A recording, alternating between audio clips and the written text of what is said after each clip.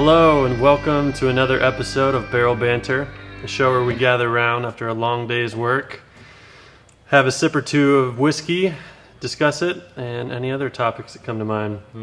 My name's Chris. I'm John. Caleb. So what do we got today?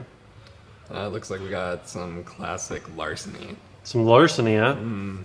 Have you gentlemen ever had this before? Yes, but it's been a while. Yeah. Have you had this? Yeah. The last time we had it. A couple months back, maybe like 5-6 months ago. Yeah. This is a Thank you. this is a regular in my liquor cabinet at home. And stock favorite. It's I don't know. It's got a sweetness to it, but it's got a lot of heat, as you would expect from a bottle. It's 92 proof, right? I believe so, yeah. Yep. Yep. That would explain it. But yeah, as it's properly labeled Larceny, it's got quite the arseny properties to it. Yeah. So, as we take our first sip here, we're going to try something a little different for this episode. We're going to try to focus on one specific topic for the day. And hopefully, as the episodes progress, each topic will kind of evolve and we'll talk about something a little different. But before we get into that, Hey, cheers. cheers boys.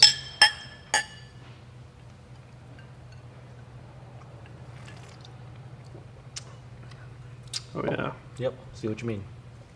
got a lot of heat. Yeah, a little smoky. Compared to the last two that we had, yeah, this one Yeah, definitely. a little smoky, a little sweet, a lot of heat. Yeah, it's nice. It kind of it relaxes me at the end of the day, but it kind of opens up my nostrils. You know, reinvigorates the senses a little bit. So you usually sip it like this, not in a mixed drink or anything. Yeah, it's usually like this. Sometimes if I want to go mixed, I'll have some ginger ale with it, just to cut it a little bit and add, just to subdue it a little bit, because it's a pretty intense whiskey. But most of the time, it's just over a rock and sipping.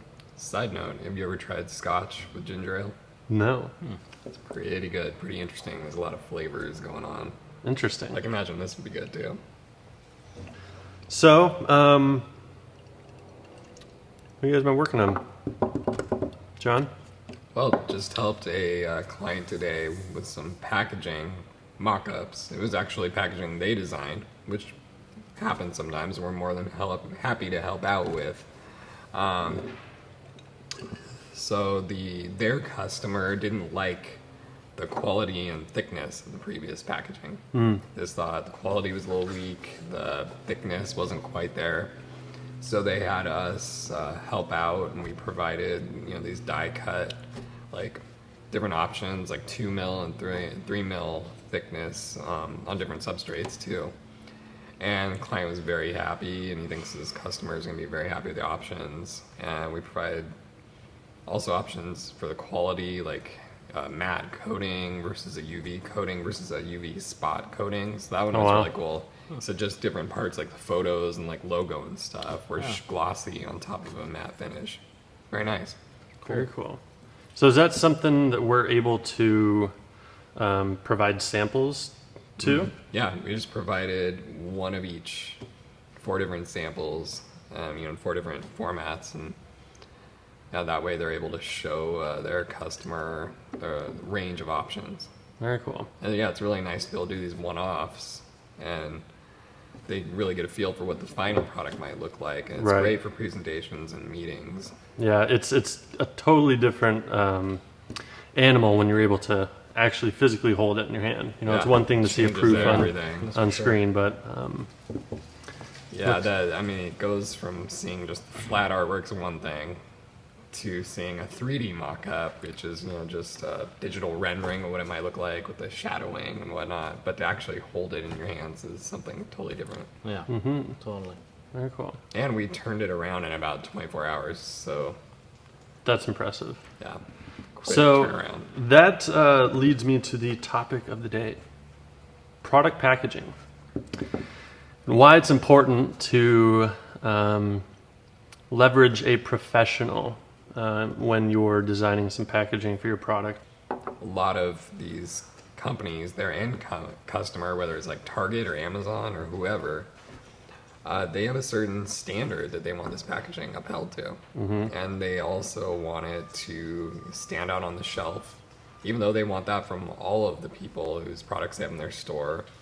Still, if yours is just a little different, a little flashier, you're going to sell more product because people will notice it first. Absolutely.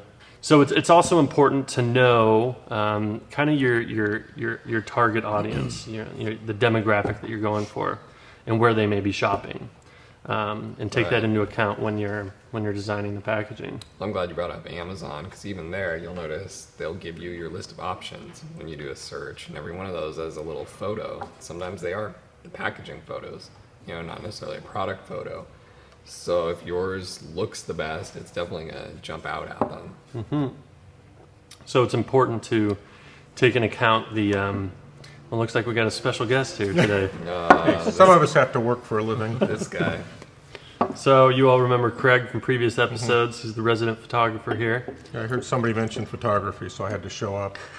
So Craig, we're talking about product packaging and the importance of hiring people like us who have a little experience in product packaging and product photography and printing to kind of to best set up your product for success, whether it's in the store or whether it's online. And to kind of piggyback on your thought there about the whole Amazon shopping thing is a lot of times those are represented, the products are represented by teeny tiny little thumbnails, whereas in store you have all the time in the world to get up close and personal with that product and really examine the packaging. Right. Whereas online, you gotta sure. grab attention. See it real quick, and you got to make sure the package looks good as a photo, that it's photogenic, not just that it's stunning on the shelf anymore. Right. And another common practice, which I am definitely guilty of, is a lot of people will check out products in brick and mortar stores and then go online and buy it for cheaper.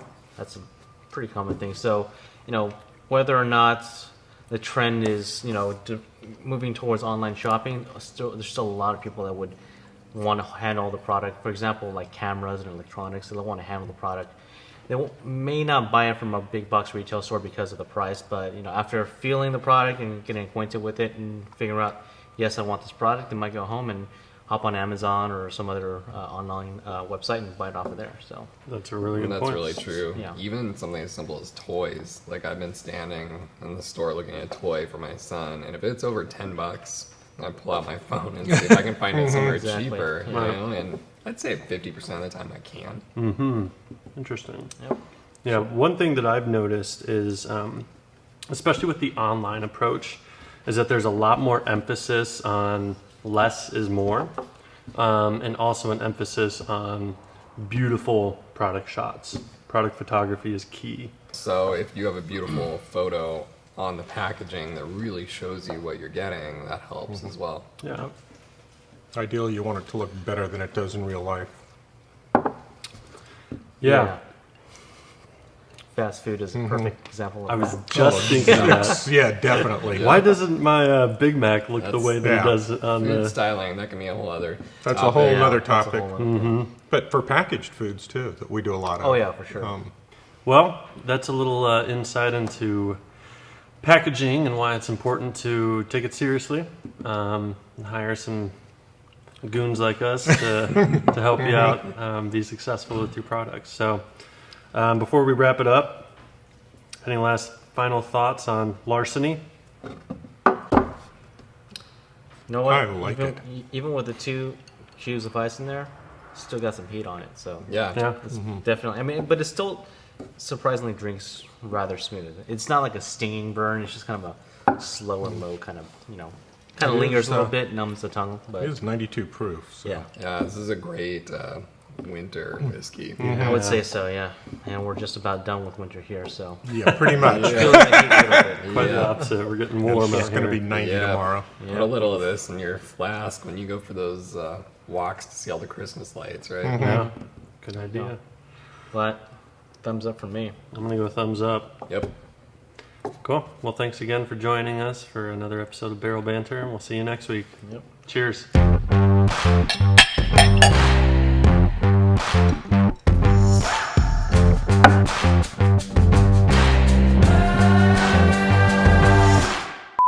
Sure, we gather around after a long day work, and actually, let me redo that. Long day work.